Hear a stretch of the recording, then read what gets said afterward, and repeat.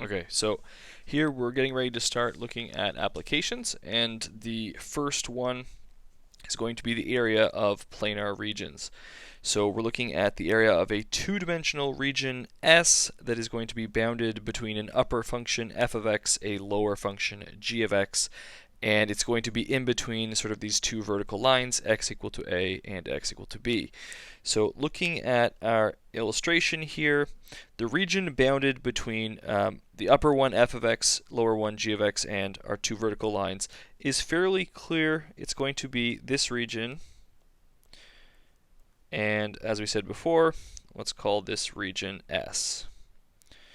Okay, so we would like to find the area of this region S. And how do we go about doing so? Well, we do it very much in the same way that we did originally with Riemann sums. We know how to find the area underneath each of these curves, okay, f of x and g of x. So now we're going to find the area between them, and we can sort of look at here a rectangle. Thickness is going to be delta x, and what's going to be the height of that rectangle? The height of our rectangles used to just be sort of f of x. It used to be the y value of the curve, but now it's actually going to be the difference between two y values. It's going to be the difference between the y value on the upper curve and the y value on the lower curve.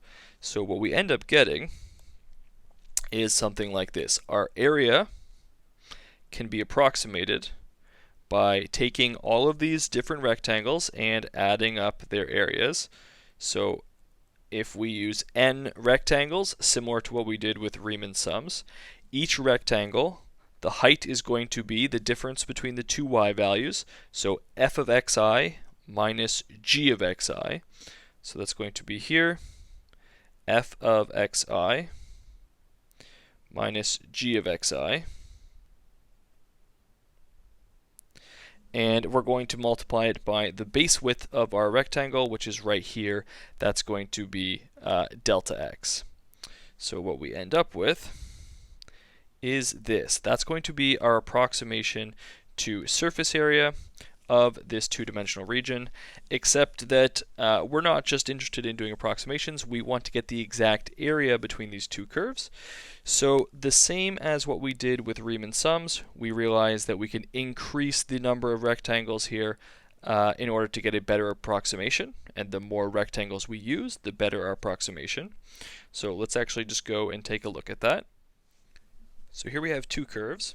We have an upper curve, our orange curve, we have our lower curve, the black one, and we're going to look at doing the area between these curves from this vertical line, x equal to a, and the blue line here, x equal to b.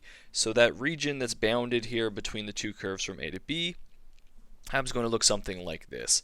And we want to know how to figure out the area of this two-dimensional region.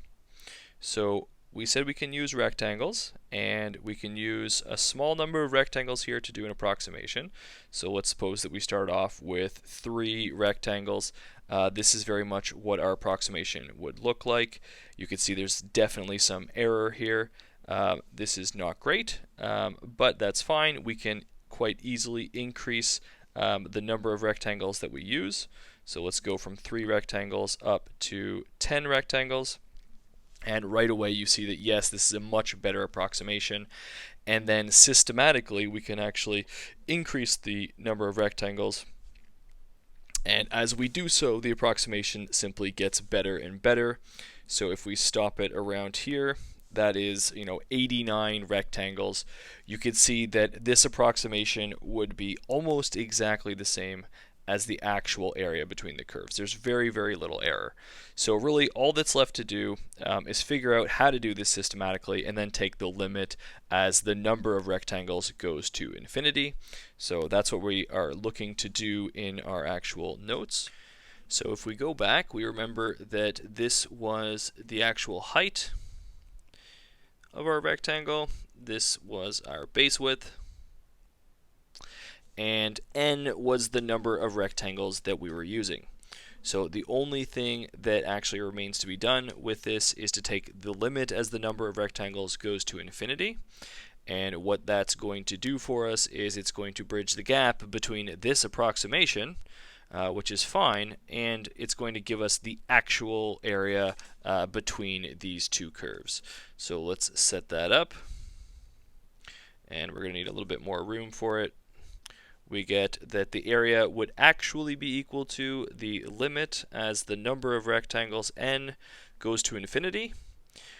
We are going to be adding up the area of all the rectangles, starting with the first rectangle, going until the nth rectangle, and each rectangle has an area that is equal to base times height, and again, the base width is delta x. That right here, that's our base width, and our height is f of xi minus g of xi. So fine, now we have built ourselves up here to the definition of a definite integral, and now we get that area can be defined as the integral. Our smallest x value here is a, and our largest x value is b, so we're going to be integrating from a to b. What is our integrand? Well, normally it would be here f of xi, but with area between curves, that height is actually just going to be f of x minus g of x, and we are going to get dx. We're going to be integrating here with respect to x. So this is very much how we're going to be looking to do area of a planar region in the future. Okay, area between curves is going to be essentially integrating the upper function minus the lower function. So actually, let's write that out. Okay, so here we have our definition. Looking at the area of a two-dimensional region, it's going to be important to know which function is our upper function, which one is our lower function. So in this setup, we have f of x is larger than or equal to g of x on our interval from a to b. And in that scenario, we get that the area of that region is going to be given by this definite integral. We are integrating f of x minus g of x, which really the easier way to remember it is that when you are doing integrals with respect to x, we are going to be looking at doing the upper function minus the lower function. Okay, and then you'll have to figure out what are going to be the limits of integration, what is the smallest value of x on your region, and what is the largest value of x on your region. Okay, so this is very much how we'll do our integrals in the future. Let's actually take a look at an example.